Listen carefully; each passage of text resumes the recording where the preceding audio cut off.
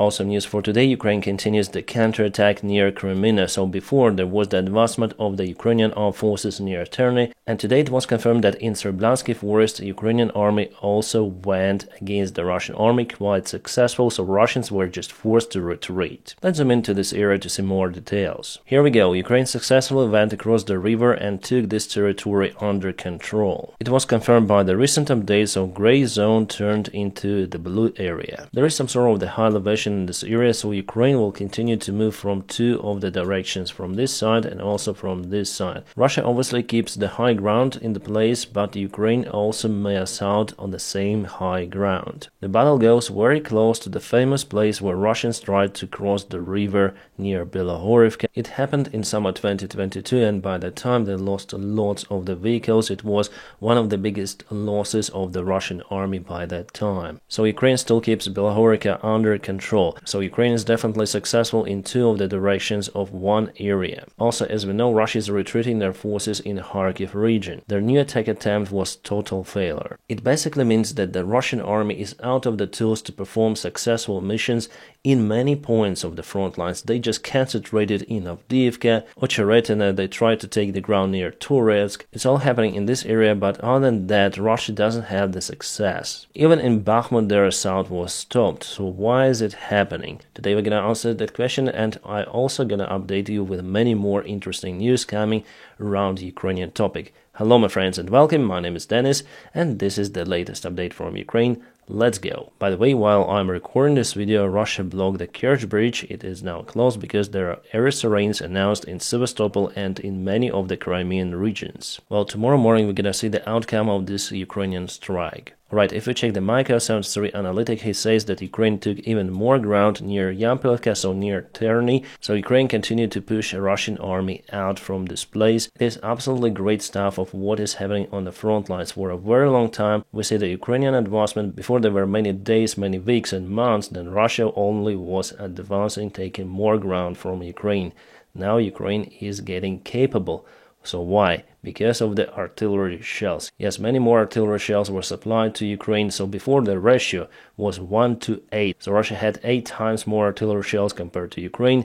Now the ratio is 1-to-3. Russia still has more shells, but the Russian artillery is not that precise compared to the Western made, and also the quality of some of the Russian shells isn't good either. Plus Ukraine destroys lots of the Russian logistic lines also on the Russian territory.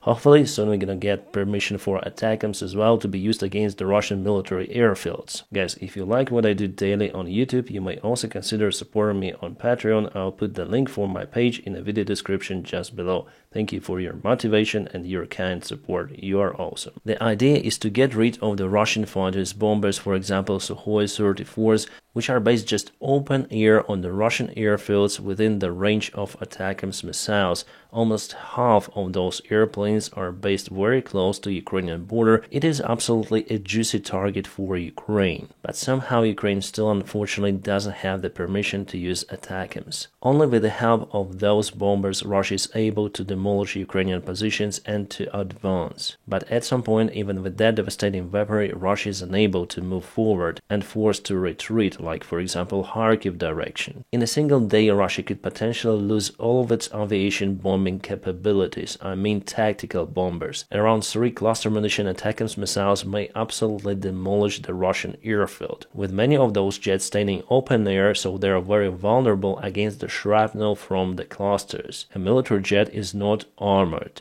so even one piece of shrapnel could potentially ground the airplane, hitting some very important system of the airplane. For Russia, it's also getting hard to produce those airplanes because they do not receive enough spare parts before they use some of the spare parts from the Western countries. Yeah, sanctions should work better, but now Russia feels the pressure from the West. They may still produce those airplanes, but much less than usual. It means that Ukraine is right on time to hit the Russian aviation infrastructure, but we are still waiting. The bad thing that Ukraine has losses, not just the ground, but our army personnel and civilians. They suffer because of those airplanes dropping bombs, for example, on Kharkiv. Politicians in Western countries say how bad Putin is, but at the same time, the simple permission could improve the situation for Ukraine dramatically. So if Putin is evil, everything should be done to conquer that threat. But unfortunately, they still don't want to escalate. Nevertheless, even without that ATACMS permission, Ukraine shut down many of the Russian airplanes, and also Russia lost them on their military airfields, because Ukraine strikes those with drones and sometimes even with ATACMS,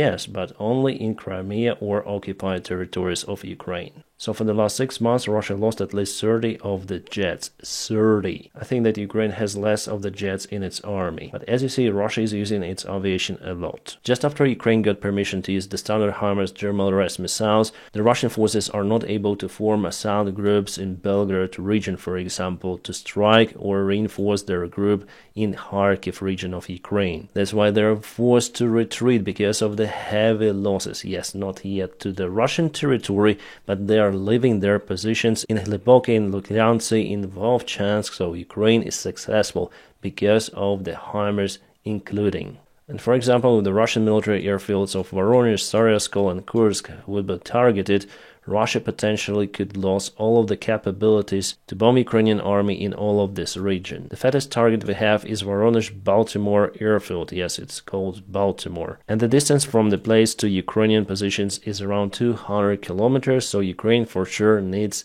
ATACMS to do this mission, to perform it. The HIMARS Standard missiles are reaching only those points of Belgorod, that's it. But even because of that, Russia is losing, and they've decided not to attack the Sumy Oblast of Ukraine, also because of the losses. They even sent to fight those who obtained some of the wounds during this war. The Russian military bloggers start to share the information about the wounded army men who are now sent to the front lines to fight in the tanks. Some of them even cannot walk, but they can sit in the tank. Yeah, all of them are from the tank battalion. It isn't a fake or something. For example, Anastasia Kashivarova, she asked everyone to share this information that around 50 of the fighters from this military unit of 47th Tank Division, 26th Russian Army Regiment, who are in a terrible medical condition, are now being sent to fight against on the front line. Peredovaya means front line. How those Russian volunteers or military bloggers know about it?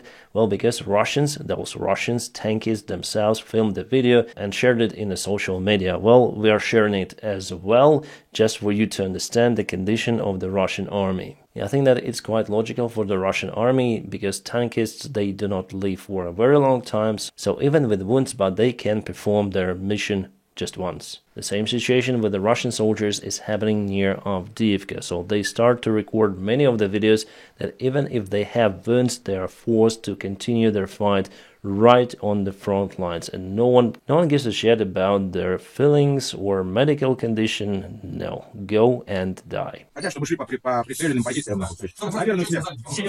So they say that all of the 3 lines are cut by artillery and they're forced to go straight forward attacking Ukrainian positions. It is the one-way ticket for all of them. So because they're refusing to continue their fight, because they got wounds, Russia keeps them imprisoned in the basements. There were reports that Russia imprisoned the soldiers, their own soldiers, without limbs. If they have this attitude towards their own soldiers, what could they potentially do to Ukrainian prisoners of war? It's horrible. The Russian army, it's like, I actually do not know what to compare it with. It's basically one of the worst places on the planet where you can find yourself. Yeah, obviously you personally will not be there, I'm sure about it. But they're really suffering. So the more of those videos appear on the internet, the better it is for Ukraine. Because as I said to you, the information about those cases start to share among the Russian publics. For this reason, Russia is in lack of the army men, in lack of the volunteers. They're still coming, however, to earn the funds, but the reality is totally different. Putin doesn't want to announce a new massive mobilization in Russia because this variant is not popular for Russians. It wasn't supported much during the first mobilization, and many Russian men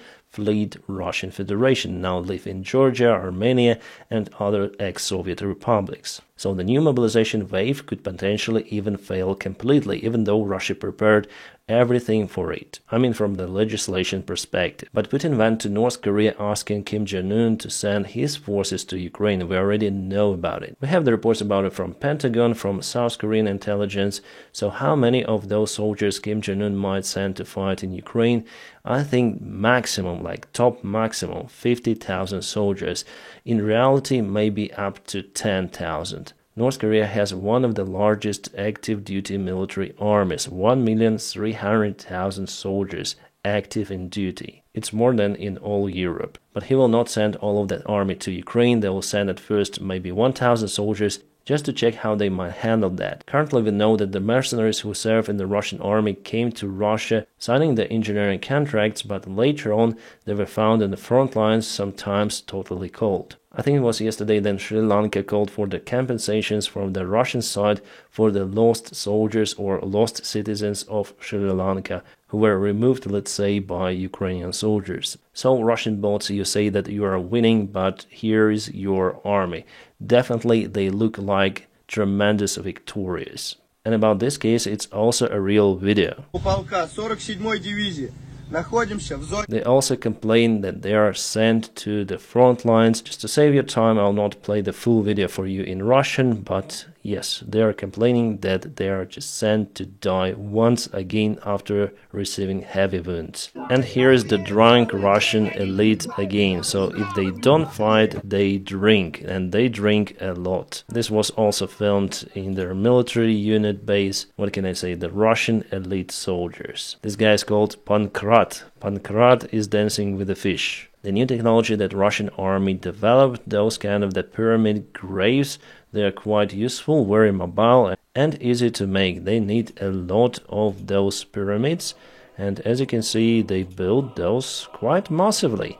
Why would you take the soldier remains back home? Just put the pyramid to mark the place, and what is left from the Russian soldier would easily fit inside. Is it some sort of the Egyptian vibe, how they buried their pharaohs in the pyramids, so Russians now doing the same stuff with a little different pyramids? And one more case with a Russian soldier who has severe case of diabetes. He was conscripted to the Russian army. He was sent to fight on the front lines, but he went into the diabetic coma. By that time there was a fight, so he was wounded, evacuated back to the Russian hospital, and after some light medical treatment he was sent back to the fight. Yes, with diagnosis of diabetes. And for the second time he was severely wounded by the drone. He is not yet on his second medical commission, but he is now in a hospital. So he afraid that he will be sent for the third time to fight right on the front lines, even without the eye. And here we see the photo of the casual Russian guy. Why a Russian guy? Because he served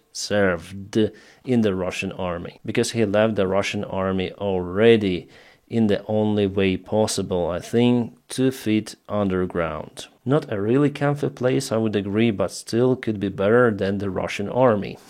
This guy came to Russian army from Sri Lanka to earn some of the funds, and you see that he was kind of happy with his patch. It says, "We are Russian, God with us." Well, hopefully his God will reincarnate him in the future and he will not repeat his mistakes. Alright, today there was a provocation from the Belarus side. They accused Ukraine for sending some of the reinforcements close to the Belarus border. The General Staff Commander of the Belarus Army, Pavel Muravyka, said about it. He said that Ukraine is sending some of the reinforcements to the Ovruch city of Zhytomyr Oblast. Well, actually Ovruch is not far away from Kiev. Yeah, we understand that Ukraine built some of the defense lines on the northern part of Ukraine just to avoid the similar scenario as happened in February of 2022, then Russia sent their forces straight to Kiev. But Ukraine for now is unable to concentrate lots of the forces near to the border. It mostly needs the army fighting on the front lines on the east and also in Kharkiv, on the south as well. So Belarus is now moving their army closer to Ukrainian border. And we understand where they move their rocket artillery systems to, with a range up to 300 kilometers. Can Russia perform one more attack towards Kiev?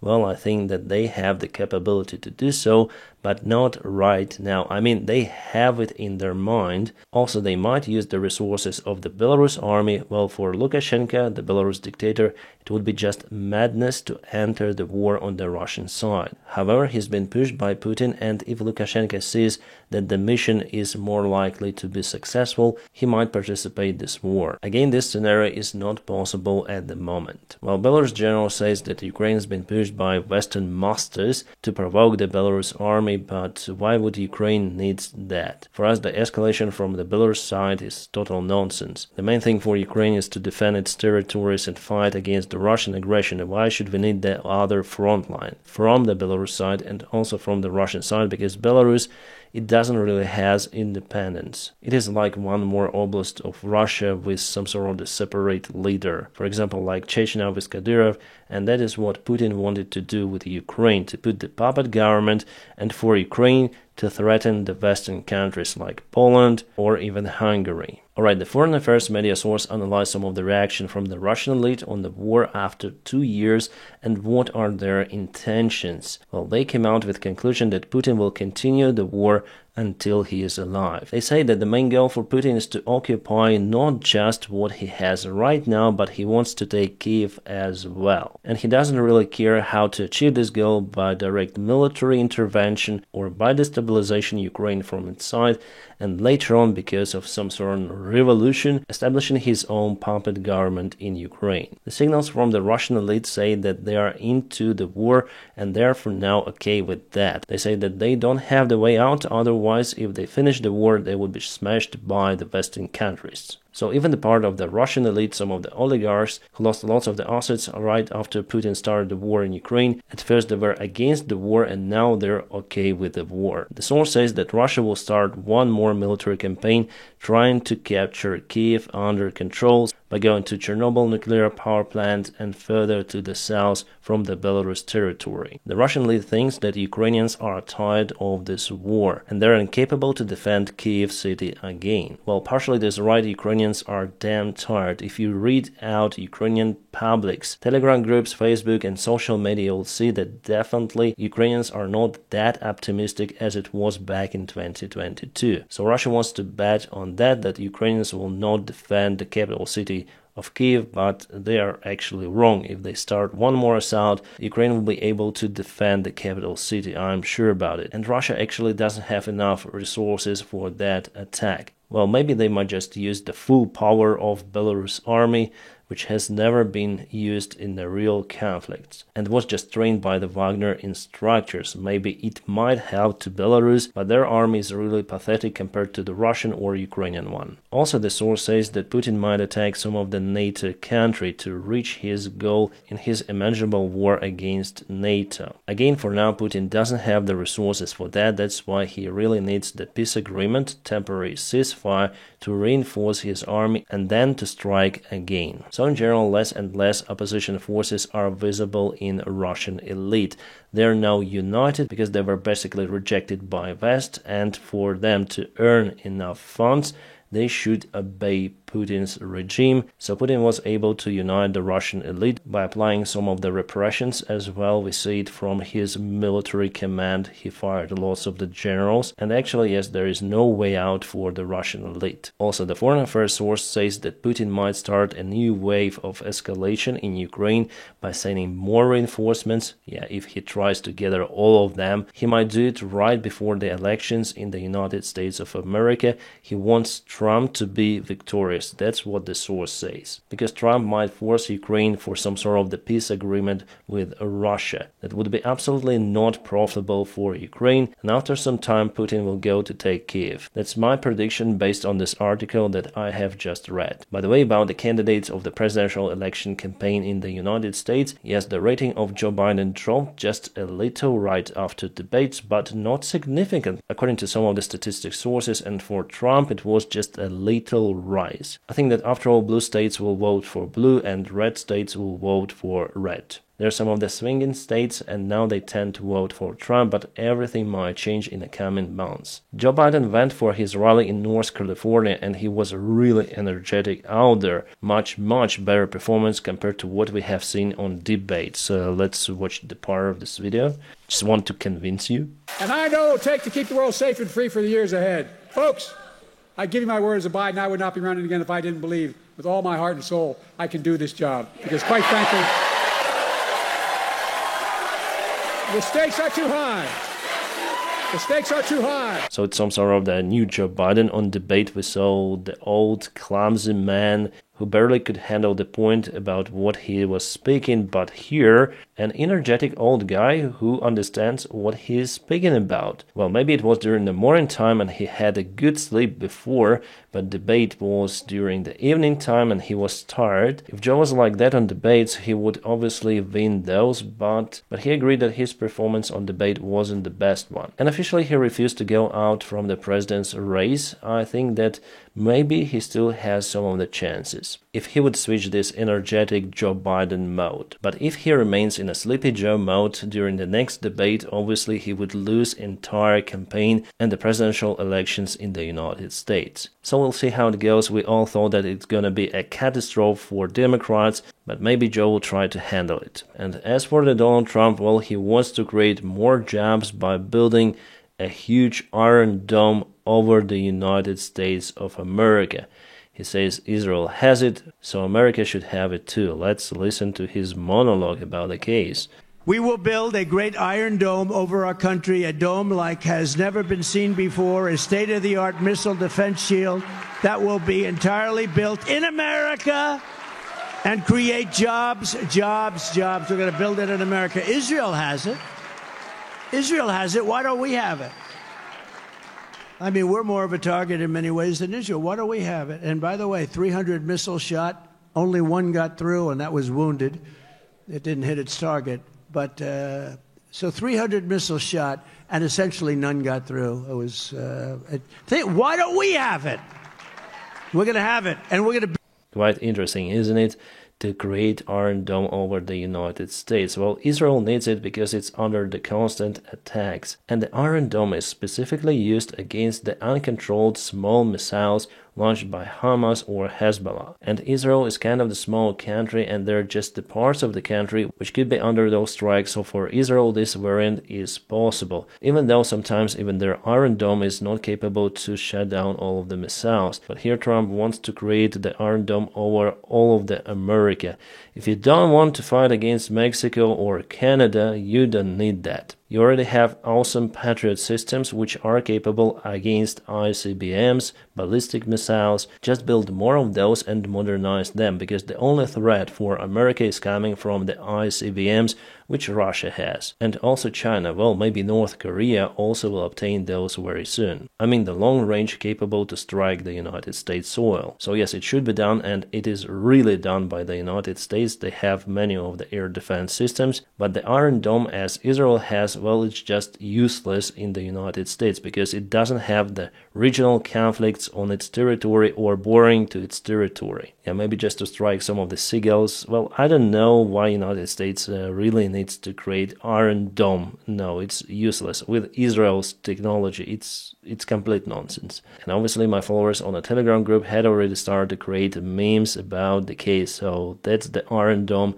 they see Trump might create. By the way, what happened to the Trumps during the debate? It looks like very flat, not original. Was it a Boris Johnson barber in the house? The Western intelligence works hard to find Russian spies on the territories of their countries. Almost every week the Russian espionage agents are uncovered, and Russia tries to get new links and new ways of how to get information from the Western military, for example. The Russian intelligence traditionally is quite powerful, but the Western one is even more powerful. The Times says that the confrontation between the intelligence agencies is very close to what it was during the Cold War times. The Times also says that Russia might try to get more information from the West because it plans for military intervention. Plus, Russia obviously shares this data with China and maybe even North Korea. Alright, again, the Ukrainian Yakola 52, the aerobatic airplane, fights against the Russian drones. This time it was filmed by Zala Russian drone from the very close perspective. If you look at the side of the airplane just near the cockpit, you'll see that it shot down many of the drones, at least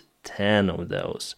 It doesn't have the machine gun installed, unfortunately, so the guy in the back is actually a soldier with a rifle who shoots down the Russian drones. It's kind of a hard job to mount those machine guns on this airplane, and together with armor those are quite heavy, and this airplane is not that powerful or that robust to carry machine guns and fight with it effectively. So the only variant is to fly and shoot down the Russian drones in a First World War style, using the personal weaponry. Russians also share kind of the interesting pictures in their media sources. For example, there was a recent attack of the Russian base somewhere in Luhansk Oblast. The base was used as the supplement hub, and now it is gone. It's better to say it was HIMARSed.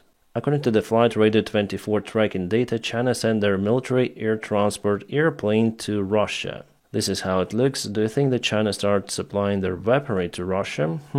Maybe. Well, not the tanks or artillery, I think they supplied some of the golf carts. Alright, Russia performed one more strike on the east in an attempt to get more positions, but they failed with that. In this mid-wave attack, they used some of the BMP-3, the best Russian BMP vehicles. Those are quite rare nowadays to see in the Russian army, but nevertheless, they do not hesitate to send them just for nothing. And the result of the attack is well known. For every money in this world, I personally wouldn't be the Russian soldier. So what drives them, what motivates them to go and just to kaput? It's like a global Russian waste idea, just to waste your life for nothing. It's beyond my understanding and even imagination. One more successful strike of Ukrainian FPV drone. This time it hit the Russian Lancet drone.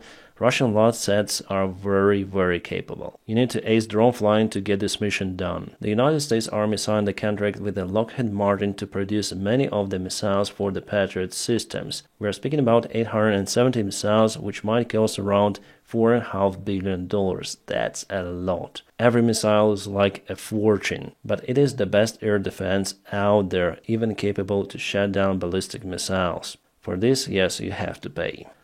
Something happened to the Russian air defense system too, where it was just driving on the field quite peacefully until the moment it was spotted by a Ukrainian long-range drone that just plunged into this Russian air defense system. Probably the operator of the air defense system saw the drone coming. That is why they started their move from this side, constantly drawing circles, as you may say, on this field, but it didn't help. The vehicle was kaputted. And it's not the only video from the place. Russia lost many of the air defense systems, including Panzer S and again Tor M2. Ukraine does a great job using those long-range, small capable drones to eliminate the Russian air defense. By the way, it's the tactics that Russians initially used, operating their Lancet drones behind the front line, far behind the front line.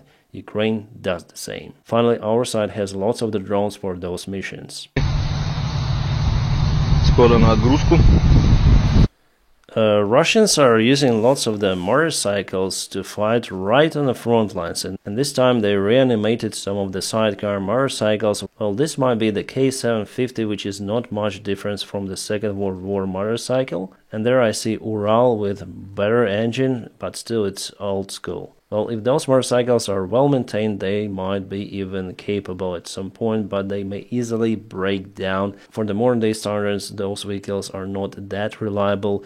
I had two of those motorcycles actually back in Ukraine. One was even two-wheel drive, so here and here on the sidecar as well, there is just a cardan going to this wheel. And also there was the differential block system installed on my motorcycle. I donated it to Ukrainian army back then. But here I don't see those features, so it's a single-wheel drive with no differential block. Ukraine is also using some of the motorcycles, but much less compared to the Russian side. And no, right on the front lines. No, I know that my motorcycle is still alive, but it operates at least 10 kilometers away from the fighting area. An awesome hunt down by HIMARS. You see that there is a drone unit of the Russian army Lancet drone unit and Zala, they operate together. Zala flies first as the surveillance drone to find a target, and later on they launch Lancet. Well, the Russian position at first was uncovered by Ukrainian surveillance drone, and let's see what happened after. Yep, you know this word, it's called Kaboom. Russians were harmed again. It is the only reward which they might get in Ukraine. Now, my friends, please don't forget to press your huge like to this video. By doing so, you help me a lot. And as usual, I wish you all a peaceful sky wherever you are, and have a great time.